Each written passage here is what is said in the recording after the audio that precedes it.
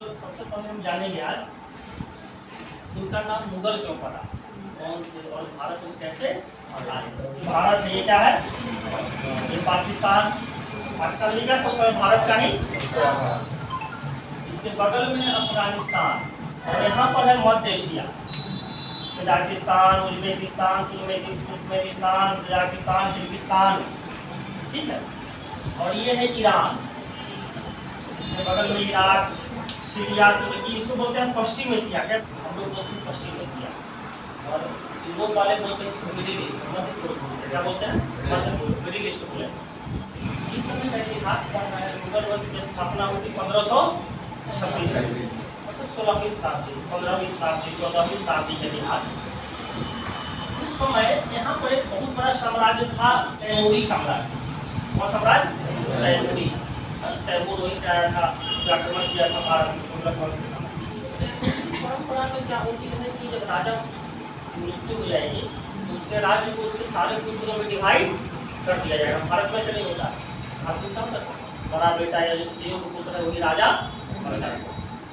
तो ये बात है 15वीं शताब्दी की उत्तरार्ध की, 1650 के बाद तैमूरी साम्राज्य का, तैमूर की मृत्यु के बाद धीरे धीरे वो साम्राज्य टूट गया। और इस एरिया का नाम इस समय 14वीं 15वीं शताब्दी में ट्रांसआक्सियाना, हिस्ट्री में सब पढ़ते हुए ट्रांसआक्सियाना है।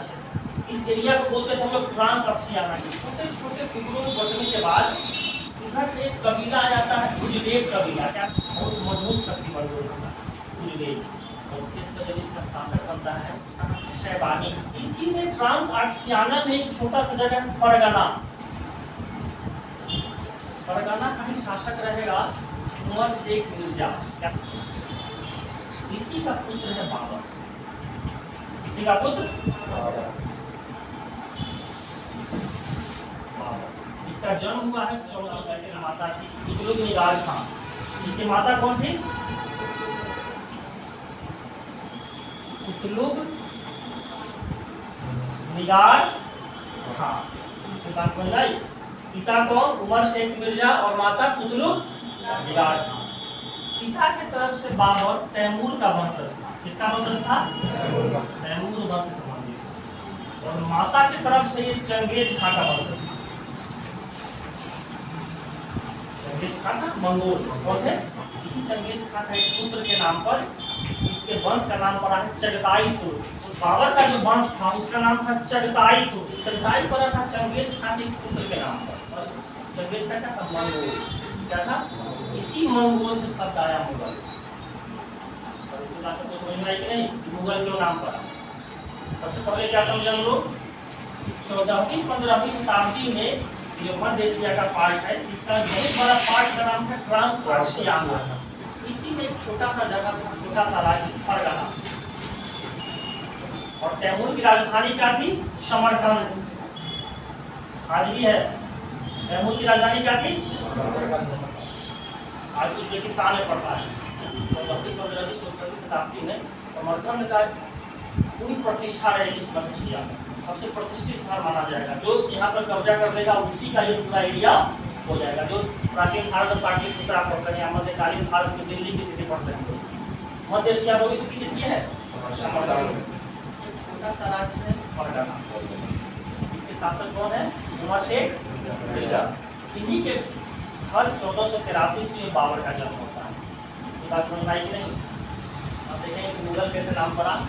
तो बाबर पिता की तरफ से कौन वंश था, तैमूर वंश से। बाबर की माता का क्या नाम था, कुतुब निगार, और ये किस वंश से थी, चंगेज खान।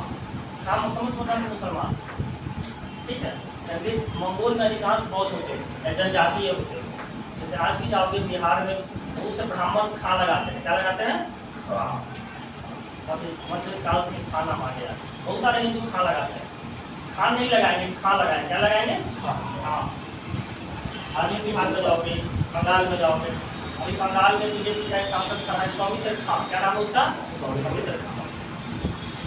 तो चंगेज खान कहाँ से बनता था, ये मंगोल था, क्या था, मंगोल। इसी एक पुत्र का नाम पर, इस वंश का नाम पर चगताई तुर्क। तो पूछेगा बाबर के वंश का क्या नाम था, तो चगताई तुर्क। मैं लिखूंगा, बात समझ आई कि नहीं। और चूंकि ये चंगेज खान के पुत्र के नाम पे पड़ा था इस वंश का नाम, और चंगेज खान का था मंगोल, इसी शब्द क्या आ जाता है? बात सबको समझ में आई कि नहीं? अब दूसरा प्रश्न है कि बाबर भारत क्यों आया है, भारत पर आक्रमण देखिए। ये एरिया में मजबूत कौन है? उज्बेक बहुत मजबूत है, सैबानी था, बहुत बड़ा था, और उज्बेक ऐसे भी बड़े गुरनाम से लड़ा कोई। दूसरा है ईरान, दूसरा क्या है? यहाँ पर सफावी वंश है, बहुत मजबूत। इन दोनों के बीच बाबर की स्थिति सैंडविच टाइप हो गई, क्या हो गई है? दो मजबूत के बीच में तीसरा है। तीसरी शक्ति थी पश्चिम एशिया में उस्मानियाई तुर्क। बाबर यथासंभव कोशिश करता है जब शासक बनता है 13-14 साल की उम्र में, 11-12 साल की उम्र में 1194 में फरगना की गद्दी पे बैठता है। पिता की मृत्यु हो जाती है जब 11 से 12 साल उम्र रहता है, 1994 की बात है, गद्दी पे, और कोशिश करता है कि किस पे कब्जा कर ले? समरकंद। समरकंद पर लड़ाई होती है बाबर में और सैबानी खान। इसमें सैबानी खान बाबर को पूरी तरह पराजित करता है और मध्य एशिया से बाबर को खदेड़ देता है। बाबर कहाँ भागता है? काबुल। इधर आ नहीं सकता है, सफावी है, इधर उस्मानी है, तो बचता कौन है? काबुल। 1504 ईस्वी में ये काबुल का अधिकार कर लेता है।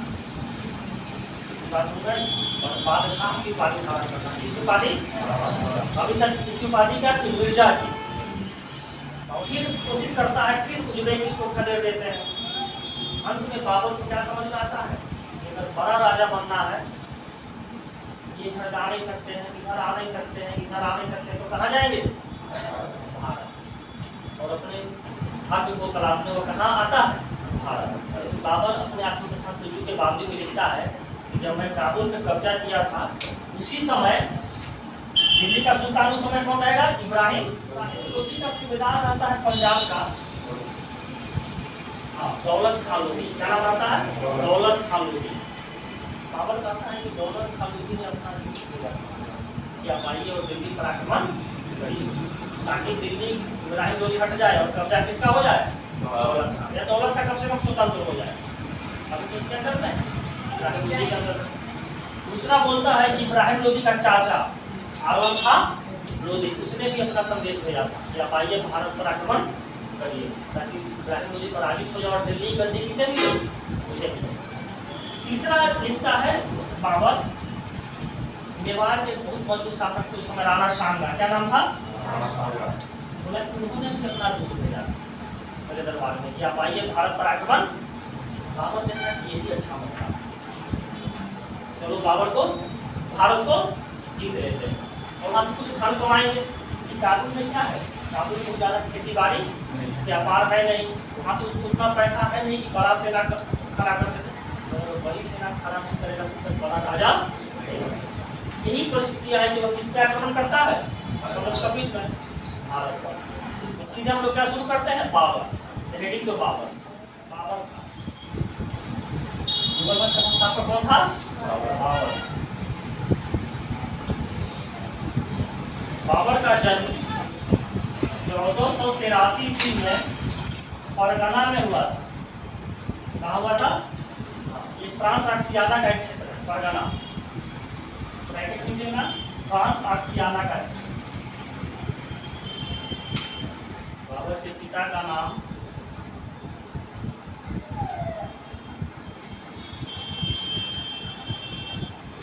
उमर शेख मिर्जा था। क्या नाम था?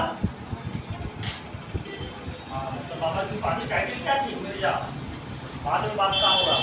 और माता का नाम निगार था। पिता की तरफ से कौन सा वंश था? ये तैमूर वंश। और माता की तरफ से कौन वंश था? Genghis Khan. बाबर कौन सा वंश था? चगताई। और चगताई को किससे नाम पड़ा था? चंगेज खान के पुत्र के नाम पर। और चंगेज खान मंगोल था। मंगोल से कौन सा सत्ता गया? 1504 ईस्वी में बाबर ने काबुल पे अधिकार कर लिया। ये अफगानिस्तानी राजधानी कौन है? काबुल। क्या है? बाबर है। और यहाँ पर सुल्तान इब्राहिम। बाबर अपनी आत्मकथा के बाबरी में लिखता है कि इसके जो कई सहयोगी थे उन्होंने इसको चिट्ठी लिखा, दूध भेजा बाबर को या भारत पर आक्रमण। बाबर क्या लिखता है? भारत को जीतने और भारत पर आक्रमण करेगा। तो हम लोग आगे देखते ही हैं कि दोनों की सेना कब टकराती है? 1526 ईस्वी में। बात समझ में? लेकिन बाबर की जो आत्मकथा है तुजुक बाबरी में लिखाऊंगा है, उसमें बाबर क्या करता है कि पानीपत पर आक्रमण करने से पहले उसने भारत पर 4 बार और भी आक्रमण किया। बात समझ में? पानीपत पर आक्रमण उसका 5वां आक्रमण। बात समझ में? नहीं, सबसे पहला आक्रमण कहाँ करता है? तो देखो ये सीमा पर, पश्चिमोत्तर सीमा पर एक बाजौर का किला, क्या नाम उसका? और उसी के बगल में घेरा का किला।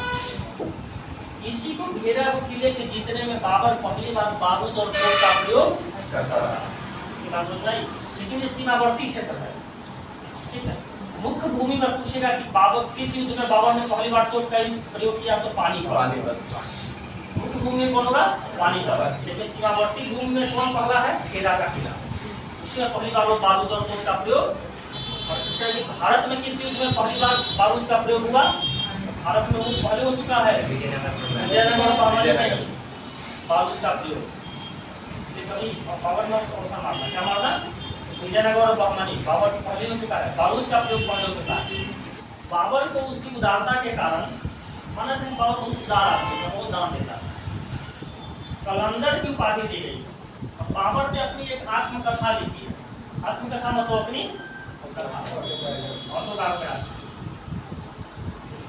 तुजुक बाबरी।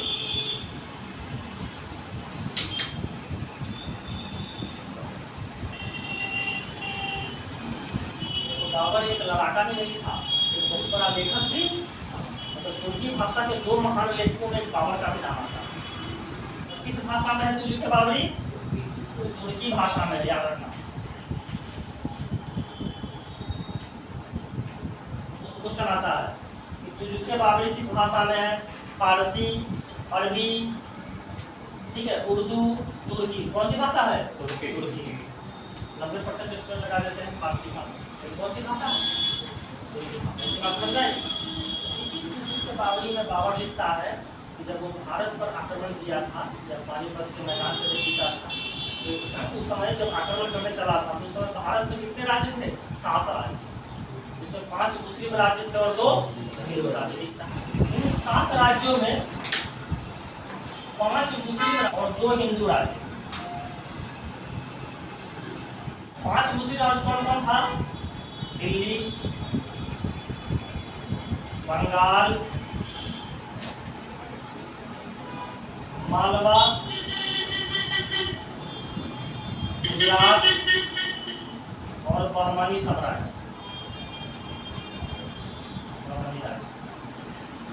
ठीक है। मतलब लोधी के समय बंगाल दिल्ली का अंग नहीं था, बंगाल स्वतंत्र हो गया था। तुगलक के समय ही बंगाल क्या हुआ था? दिल्ली सल्तनत से अलग हो गया था। गुजरात भी अलग हो गया था, राजस्थान भी अलग हो गया था। आगे देखेंगे अकबर जीतेगा। देखो कहाँ कहाँ ये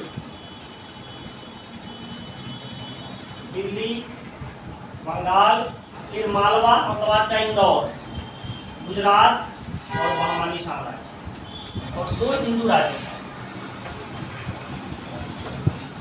मेवाड़, राजस्थान के मेवाड़ और विजयनगर।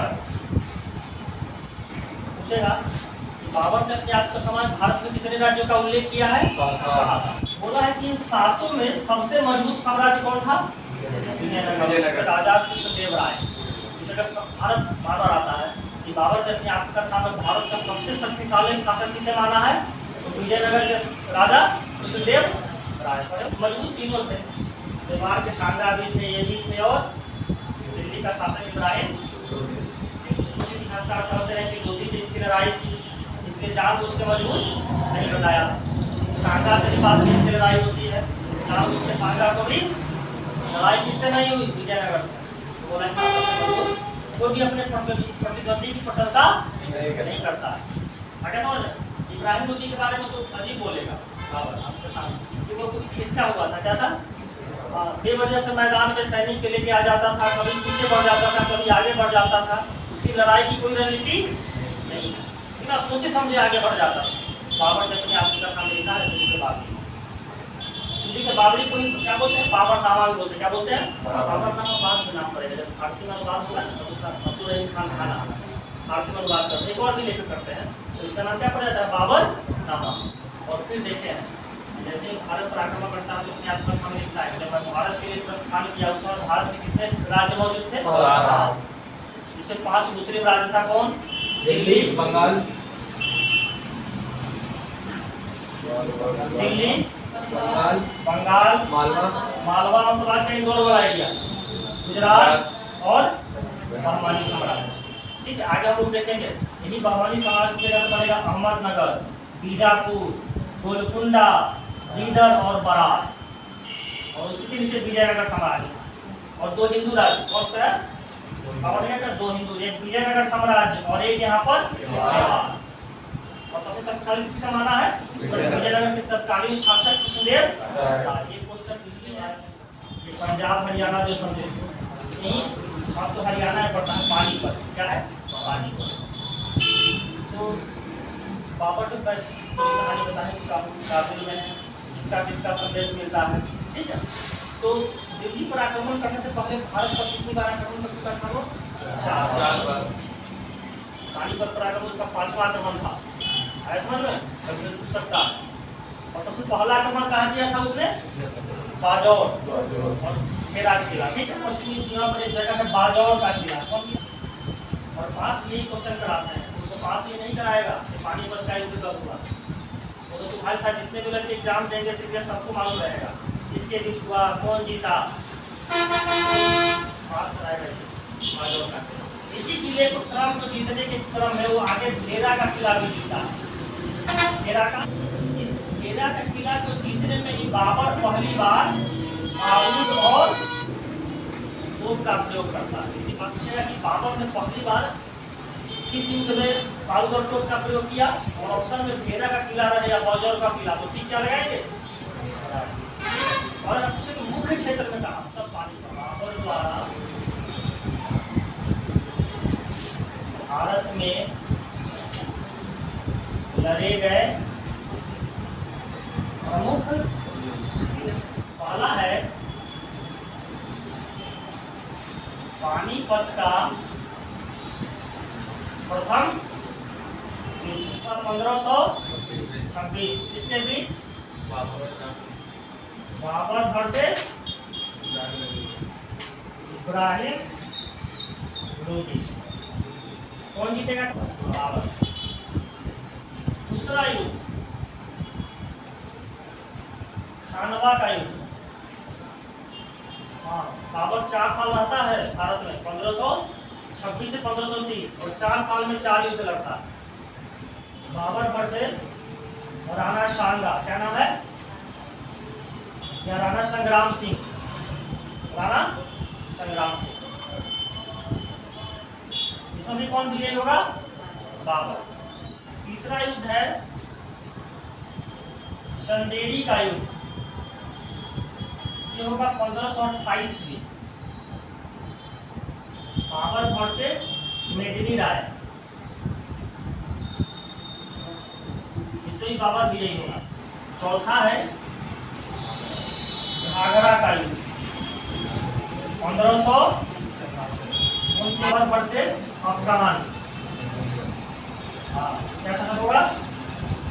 महमूद लोदी, इसका सेनापति रहेगा। कौन जीतेगा? बाबर।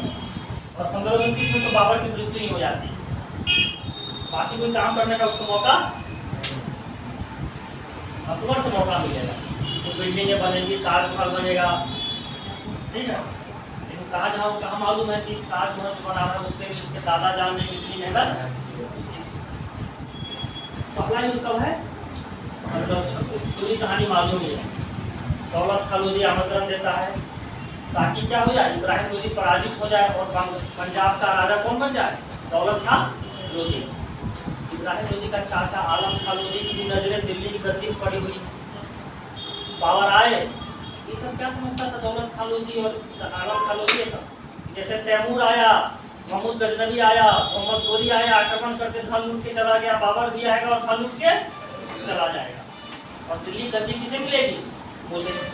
राणा सांगा का भी अपना फायदा था, आगरा मस्जिद रोका चाहा था कि राजस्थान में मिल जाए, ठीक है। तो बाबर क्या समझेगा कि यही सुना हो रहा आप घर फूटे नाम कहा होता है, घर फूटे गवार फूटे, तो घर के लोगों में जब फूट रहती तो बाहरी वाले आके टूट ले। बाबा देखते हैं कि अच्छा मौका, कहाँ आक्रमण करो, भारत में पहुंच जाता है अपनी फौज लेके पानीपत में। दिल्ली से कुछ दूर है ना पानीपत, जिला ही हरियाणा का। हाँ, इब्राहिम लोधी पता करो कितनी सेना है, मतलब 15-20 हज़ार की सेना है। एनसीआरटी लिखता है 12,000। कितनी सेना? लोधी के पास 1 लाख की सेना। इब्राहिम लोधी आराम से था, हाथियों की सवारी करके जाता है। लेकिन वही पद्धति होती है उस्मानी पद्धति। कौन सी पद्धति? लुगमा पद्धति और उस्मानी पद्धति। इसमें क्या होता था मैं बता चुका हूँ। एक तरफ ये सेना है, मान लो बाबर की, इधर क्या है? लोधी की सेना। तो बाबर क्या करता था, 2 गाड़ियों के बीच तोप सजा देता था, ठीक है, 2 गाड़ियों के बीच तोप, और आगे खंदक खाई खोद देता ताकि एंटी पार्टी का घुड़सवार इसके तोप पे कब्जा, और उनसे तोपों की मार विपक्षी पे, अगर तोप के रेंज में आ गए तो फिर तोप के गोले बरसने शुरू हो जाएंगे।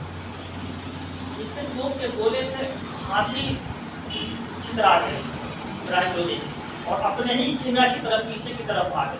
तो माना जाता है कि भगदड़ में इब्राहिम लोधी के हजारों सैनिक हाथी को पैरों तले कुचल के मारे गए। हालांकि इब्राहिम लोधी अंतिम समय तक चुस्ता रहा, और अंतिम समय तक लड़ते हुए युद्धभूमि में ही मारा गया। बार बार क्वेश्चन आता है कि दिल्ली का एकमात्र सुल्तान कौन था जो युद्धभूमि में ही मारा गया? कौन मारा गया? कहाँ कब्जा हो गया? दिल्ली।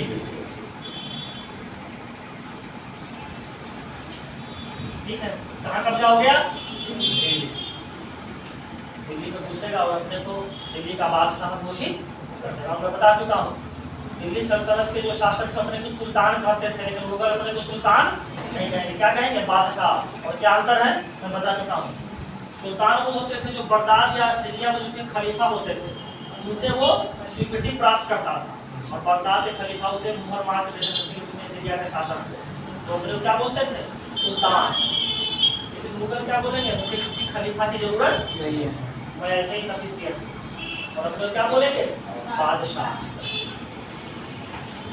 अब अफगान तो पराजित हो गए। अफगानों की सबसे बड़ी उन्नत हो गई, इसी तरह मुगलों को यहाँ से बाहर निकाल रहे। और पराजित ये है तुम्हारा दिल्ली, और ये है मेवाड़। कौन है? मेवाड़। इन्हीं के राणा संग्राम सिंह या राणा सांगा, राजस्थान। अभी उदयपुर नजरिया है ना भाई। सारे पराजित अफगान सेनापति दौलत खान लोधी, तुम्हारा आलम खान लोधी, महमूद लोधी, सब किसके यहाँ शरण लिए रहेंगे? राणा सांगा। और यहीं पे योजना बन रही होगी बाबर को कैसे यहाँ से मुगलों को भारत से खदेड़ा। राणा सांगा के सोचे थे कि बाबर दिल्ली से लूट के चला जाएगा, जैसे गजनवी आया, तैमूर आया, गोरी आया। तो बाबर क्या देखा, दिल्ली के आसपास ही कौन सा एरिया है? गंगा यमुना का द्वार है, आराम से कृषि होती है, आराम से टैक्स मिल जाएगा। काबुल की गरीबी नहीं, काबुल में कुछ था ही नहीं। उसके कई सरदार कहते हैं कि हम लोग दिल्ली से आंदोलन को किए चलिए। बाबर क्या बोलता है? जब हमें काबुल की गरीबी नहीं देखी, अब हम कहाँ रहेंगे? भारत ही रहेंगे, ठीक है। तो उसके बहुत से सरदार बोलते हैं कि ठीक है आप रहिए, हम पूरा दिन और रुक जाओ, एक युद्ध और लड़ना है। राणा सांगा क्या है? राणा सांगा भी सोचे थे कि बाबर कहाँ चला जाएगा? लूट के चला जाएगा, आगरा हम अपने कब्जे में कर लेंगे। राणा सांगा को जो मालूम चलता है कि बाबर का क्या है प्रोग्राम अब चेंज हो गया है, वापस काबुल हो जाएगा। और सारे अफगान पराजित अफगान सरदार इसी क्या शरण लिए हुए हैं। तो योजना बनता है कि बाबर से दोनों हाथ करना जरूरी है, पाए। और बाबर भी तैयार है, उसे मालूम है। बाबर एक और आरोप लगाता है राणा सांगा पर कि राणा सांगा ने मुझे कहा था कि आप इब्राहिम लोधी पर आक्रमण करिए, मैं आपकी सहायता करूंगा। और जब मैं आक्रमण किया तो मेरे पास फौजें कम थी, 12-15 हज़ार की फौजें थी, और इब्राहिम लोधी के पास 1 लाख की सेना थी। तो राणा सांगा ने मुझे सहयोग नहीं दिया। ठीक है, हालांकि इसका सबूत बस तुझे के बाबरी और कोई सबूत नहीं है। और राणा सांगा भी क्या चाह रहे थे, बाबर को खड़े राजा और सारे दौलत फारूकी महमूद लोधी सब कोशिश करेगा। भारत के मुल्कों के सबसे बड़े शत्रु कौन होंगे? अफगान। कौन होंगे? अफगान। तो चाहे किसी तरह मुगल यहाँ से भारत बाहर हो जाए। अभी लड़ाई कहाँ होगी? समुद्र से आगरा के पास एक जगह है खानवा, इसके बीच बाबर और तो राणा सांगा उस समय बहुत बड़ी योद्धा माने जाते थे। राणा सांगा की ख्याति ऐसी थी क्योंकि वीरता की कहानी सुन के दिल्ली में बाबर के जो शिविर के सैनिकों के हौसले पस्त हो गए, कोई भी लड़ने के लिए तैयार नहीं। वो सब उसके सरदार बोल रहे हैं बाबर को कि आप तो बोले थे कि दिल्ली जीत के चल देना है, चलिए अब जीत गए। तो बाबर बहुत महेंद्र सिंह धोनी था, वो धोनी कप्तानी करता है ना, वैसे बाबर समझ गया ये सब ऐसे मानेगा नहीं।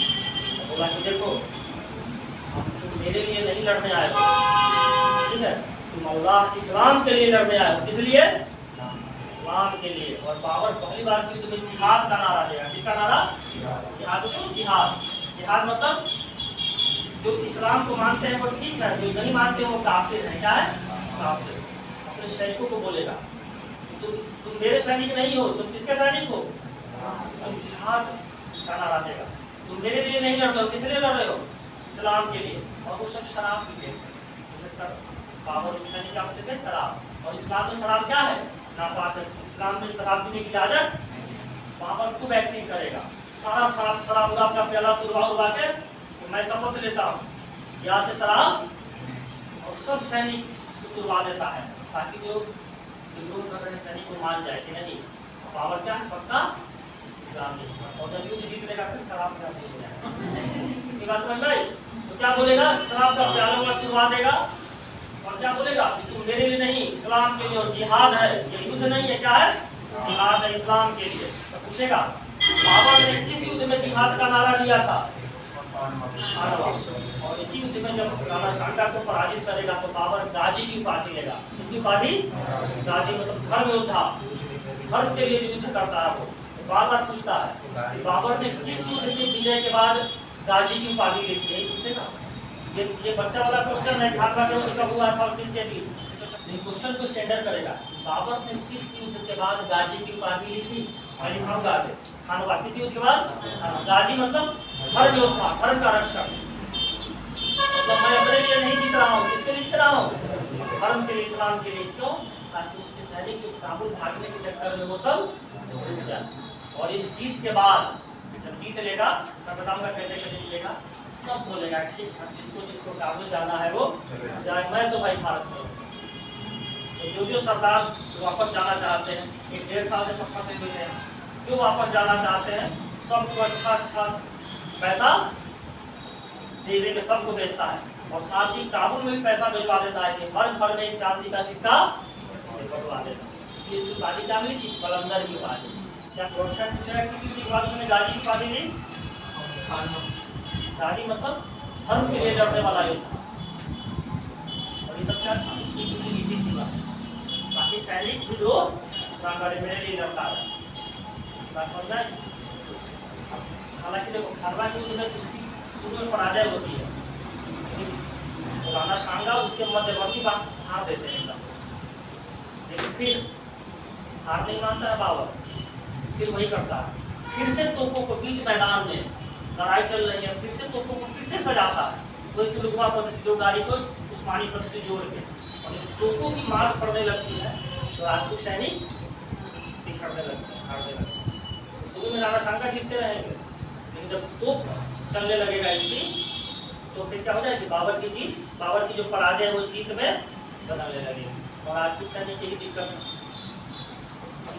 युद्ध एक तरीका होता है कि जब हारने लगो पीछे हटो, फिर मौके की तलाश करो कब कब्जा करना है। तो राजपूत सैनिक में क्या करती थी?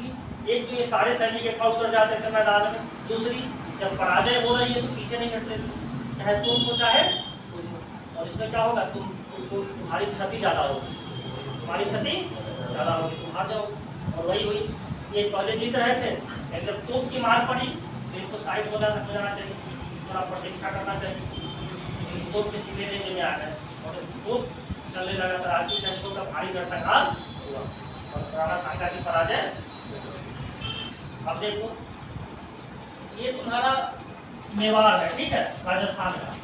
एक जगह है तुम्हारा ये मालवा, आज का इंदौर, और एक बुंदेलखंड रानी शासन, उसके बीच में एक जगह है चंदेरी, ठीक है। इसी का शासक रहता है मेदिनी राय, राजपूत शासक, महाराणा राणा सांगा का सहयोगी। बाबर क्या देखता है कि मेदिनी राय ने खानवा के युद्ध में राणा सांगा को सहयोग, मेदिनी राय जब तक रहेगा मुगल वंश भारत में ठीक से पाँव नहीं जमा पाएगा, तो लगे हाथ मेदिनी राय को भी पराजित कर दो। जस्ट अगले साल चंदेरी का युद्ध हुआ, बाबर किसको पराजित करेगा? मेदिनी राय। इसकी बात समझ आई? आज तुमको यही एग्जाम कराएगा, पानीपत का प्रथम युद्ध 1526 में सबको मालूम रहता है। खानवा का युद्ध कब हुआ? तो 1500। चंदेरी का युद्ध कब हुआ? तो 1500। अब देखो मामला खागरा का युद्ध क्या है। खागरा के युद्ध में अफगान तो पराजित हो गए थे राणा सांगा के साथ। अब ये सारे अफगान, महमूद लोधी सब चले आए थे बिहार। कहाँ चले आए थे? बिहार में उस समय अफगान राज्य था, अफगानों की कुछ फौजें बिहार में रहती थी। तो सारे अफगान सैनिक पहुंच गए बिहार और फिर प्रोग्राम बनाने लगे कि बाबर को कैसे, मुगलों को कैसे भारत में खदेड़ा जाए। उनको लगता है कि बाबर ने ही अफगानों को हराया है, इब्राहिम लोधी अफगान था, तो अफगान फिर कोशिश करेगा कि किसी तरह बाबर को पराजित करके, और सब प्रोग्राम बनाएंगे, योजना बनाएंगे कि बाबर को कैसे पराजित। वहीं पर एक खागरा के युद्ध है, बनारस के थोड़ा आगे खागरा के युद्ध में लड़ाई होगी, इसके बीच बाबर और अफगान सेनापति महमूद लोधी के बीच। इसमें अफगान पराजित हो गए और अब बाबर का पूरा खागरा तक के एरिया पे कब्जा हो जाता है, मतलब यूपी बॉर्डर बिहार तक, है समझ। और अगले साल उसकी मृत्यु, मतलब बाबर को मौका नहीं मिलेगा इमारतें बनवाने का, कुछ और भी काम करने का। 4 साल तो रहा ही, 4 युद्ध में फंसा रहा। 26 में पानीपत का युद्ध, 27 में खानवा का युद्ध, 28 में चंदेरी का युद्ध, 29 में 1530 में इसकी मृत्यु हो जाएगी। 1530 में कहाँ हो जाएगा? ठीक है, देखो पहले इसे आगरा में ही दफनाया गया। आरामबाग, कौन सा जगह था? आरामबाग, आरामबाग। देखो इसकी क्या इच्छा थी बाबर की? मुझे काबुल में दफनाया जाए। कहाँ दफनाया जाएगा? काबुल। बाद में इसे इसी के द्वारा बताए गए जगह पर काबुल में दफनाया गया। पूछे कि बाबर की कब्र कहाँ है, मजार कहाँ है? तो काबुल। पूरे मुगल वंश में 2 ही शासक हैं जिनकी मजार भारत से बाहर। इसकी जहांगीर और बाबर। जहांगीर कहाँ पर है? लाहौर में। और इसकी कहाँ है? बाकी सारे भी भारत में ही है।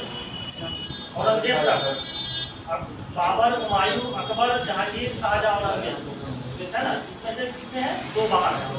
बाबर का है काबुल में और जहांगीर का है लाहौर में। बाकी हुमायूं का भारत में, अकबर का भारत में, शाहजहां का भारत में, औरंगजेब का भारत में। ये बात समझना है। पूछेगा मृत्यु कहाँ हुई और कब हुई? तो 30 में। इसका कब्र कहाँ है? तो काबुल में। काबुल सबकी इच्छा होती है ना अपने नेटिव प्लेस पर, तो इसलिए बोला कि मुझे काबुल में ही रखना है। पूछेगा एक महान सेनानायक ही नहीं था, एक महान लेखक भी पता है। तुर्की भाषा में कौन किताब लिखा था? तुर्की के बाबरिया, बाबरनामा हम लोग बाद में जिसे बोलते हैं, बाबरनामा। तो एक होता है गद्य और एक होता है पद। गद्य और गद्य मतलब कहानी, पद मतलब कविता। बाबर ने पद में एक काव्य शैली का शुरू किया, पद शैली। इसको बोलते थे मुबैयान शैली। क्या बोलते हैं? तो लिखो, बाबर ने अपनी पद रचनाओं में मुबैयान नामक